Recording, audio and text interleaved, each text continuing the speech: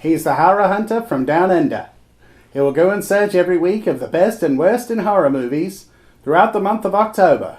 His mission? Don't come back until he's found some of the best and worst putrid piles of horror goodness you could ever imagine.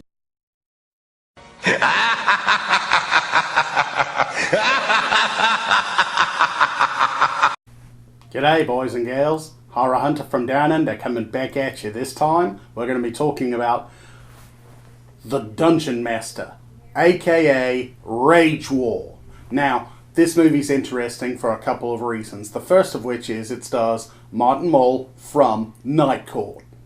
Now, the idea here is that a man has got a computer that is linked to his glasses, of all things. Well, he's taken into this sort of fantasy realm where Martin Mull's character tells him his new magic, science, should verse his old magic, like dark magic, right?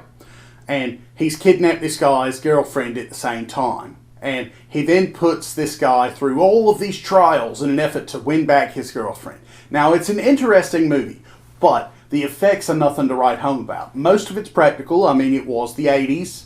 And it's interesting for a couple of reasons. The biggest of which is because this movie was directed by like 4 or 5 people and written by 4 or 5 people. The reason is because every trial was written and directed by a different person. Now, it stars the same people throughout, but it's an interesting film. It's hard to describe, but it's a good little movie. It's not one of the greatest things I've ever seen. And the reason I'm including it as a horror film, because I know it probably doesn't sound like a horror film, is because it was included on a 4-pack of horror movies. So, if they're going to classify it as horror, I figure I can.